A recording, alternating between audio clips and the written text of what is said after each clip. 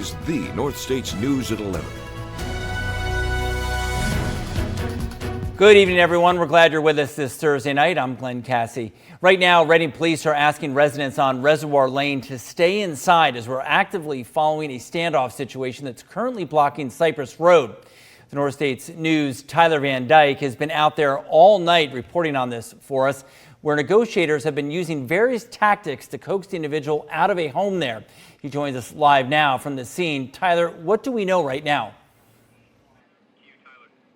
Glenn, the standoff situation is still going on, as you can see behind me and here behind me, as they are making demands for the suspect to come out. RPD officers, SWAT, and negotiators are all on the scene at this hour. We're still following a police standoff in Reading right now that began around 6 p.m. tonight. The North States News' Tyler Van Dyke has been out there all evening. Tyler, has anything changed since we last spoke with you?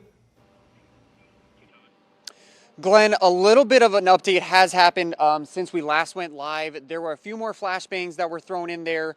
They've been constantly making commands to try and get him out, to tell him they're not going away. As we can see, firefighters are still working to mop up the situation. It does look as though flames are out at this time, but you do see some of that smoke still rising from the home. It looks to be in the garage area of the home.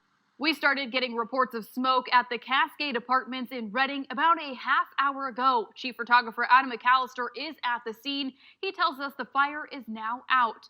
The Reading Fire Department is saying the smoke was coming from a single apartment. There's no injuries reported. The cause of the fire is still under investigation. Just a few hours ago, another massive fire sparked in Siskiyou County. The sheriff's office has already ordered evacuations. There's the map right here of Siskiyou County. The areas in red are under mandatory evacuation orders. Now we're going to take a look at those fires burning across Siskiyou County. From this screen behind us, we have the August lightning fire. Now, according to CAL FIRE, the August lightning complex fire started Tuesday night. Let's zoom in a little bit right there. It started around 7:45 Tuesday night. CAL FIRE says there is a continued threat to commercial timberlands, natural gas lines, and major transmission power lines. Let's go ahead and get a closer look at what this August fire complex looks like. The latest update has it at 790 acres. It's made up of 8 separate fires along Mayfield Cave Road near the Siskiyou-Modoc County border. The complex is now 50% contained. So far, it has not burned any structures. There are no evacuation orders or warnings on the complex at this time. We're following the head fire in Siskiyou County. This video was taken in Wairika just a few hours ago. The Klamath National Forest Service is reporting the fire is growing at a rapid rate. It's currently at 1,000 acres. According to the public safety app Watch Duty, it's mapping up to 3,000 acres.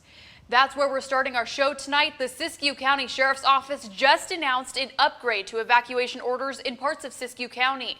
We're looking at the Genesis Project map found at the website you can see on your screen. Our top story, PG&E is being forced to pay millions of dollars for its involvement in the 2021 Dixie Fire. The fire started back on July 13th, 3 years ago, when a tree fell and hit energized conductors owned by PG&E. The fire eventually grew to nearly 1 million acres, becoming one of the biggest single source fires in modern history. On Thursday, the California Public Utilities Commission approved a settlement that penalizes PG&E $45 million for the damage left behind. Officially starting the countdown to Christmas, but not everyone is in the holiday spirit. Residents in the North State are sharing videos online of holiday decoration vandalism. A resident in Shasta County shared a video yesterday of someone ripping off their Christmas lights in the middle of the night. Take a look at this.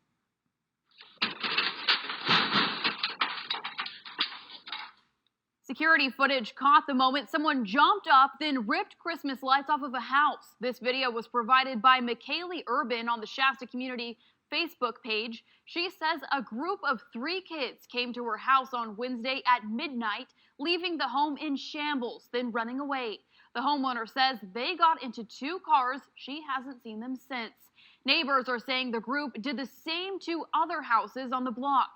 As of now, there's been no arrests related to the string of crime. We have another video of a similar incident also in a Reading neighborhood. This is a Ring camera footage provided by Nicole Perry. She says 3 cars pulled up to her dad's house last night, ripped his Christmas blow-up decorations, then left them in the street. This is in the Western Oak neighborhood last night. A resident in Glenn County caught a person fighting with their snowman decorations.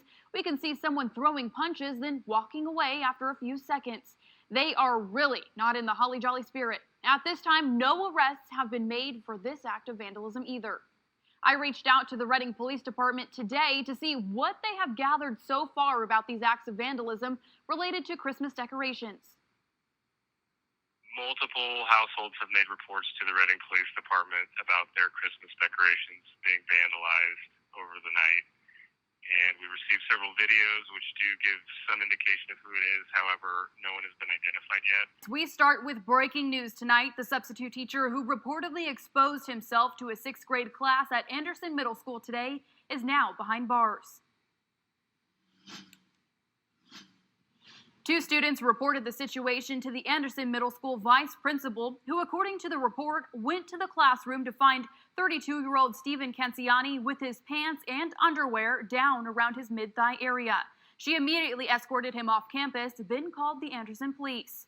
APD says Canciani turned himself in tonight around 8:30, where he was arrested, then booked into Shasta County Jail. Live in Sacramento, California, this is a rally for the Ukraine at the state capitol in Midtown. It's officially been a year since President Putin ordered an invasion of the Ukraine. That led to months of international turmoil. In the 5 years since, hundreds of homes have been rebuilt with millions of dollars going into the community. Years later, we've seen the town of Paradise, Concau, and other neighboring areas come together to rebuild. It's largely because of organizations who are dedicated to helping victims of the deadly wildfire. Earlier tonight, we spoke to Camp Fire survivor, journalist, and North Valley Communications Executive Vice President David Little. Here's what he had to say. In a word, it was chaotic. It was this rare wildfire that did almost all of its damage in one day. In fact, just a few hours. We on our way to work in the morning, you could tell there was a little fire in Polga. The wind was blowing down towards the valley, and it spread at the rate of a football field a second and made it into Concau and then into Paradise while people were still trying to get to work and get their kids to school. Now, we just heard our interview with David Little, a Camp Fire survivor, plus someone who is out there helping many rebuild in the Paradise area. Now, the fire destroyed thousands of buildings and structures. One of them was the Honey Run covered bridge between Chico and Paradise. We now have Walt Schaefer, the Bridge Association president, joining us live on the phone here to talk about the rebuilding project. Thank you so much for joining us this evening, Walt. Can you tell us what rebuilding this bridge means to you and for many in the community? Well, thank you for the invitation to join you this evening. You know, the Honey Run covered bridge was 131 years old at the time of the campfire. It had been pedestrian only since 1965. It was Veterans Day. Here in the North State, we have a big population of men and women who have put their lives on the line to serve our country. One of them is here to speak with us tonight. We have Kurt Hoyer, a local veteran who is also the head brewer at Woody's Brewing Company here in downtown Reading, with us live on the phone. Kurt, thank you so much for taking the time to speak with us tonight. Thank you for having me on. Kurt, first, could you tell us how many years you served and what your duties were and where you were stationed? Sure. So I was in the United States Army for 5 years. Thank you for joining us tonight for a special edition of the North States News at 8 following the NBA basketball game. I'm Ariana Martinez. We're starting with a time lapse of PG&E's Sugarloaf Shasta One camera. We started our day with snow and higher elevations, rain for us down in the valley. Overnight temperatures will be really cold tonight. Let's check in with First Alert meteorologist Brian Schofield. Brian, the sun did come out for a bit today, which could have melted some of the snow, which with these cold temperatures, could we see ice on the roads tonight? Oh boy, you're nailing it right there. Exactly. And I think a lot of people are a little nervous about that, as you should be, because yeah, we did see some melt. And now we're going to see some freeze overnight. I want to show you on our cam some of the areas that are still showing some snow. So if you don't need to drive, please don't. Just stay cautious and drive safe when traveling out there if you do need to this weekend in these storms. Reporting live in Shingletown, Tyler Van Dyke, the North States News.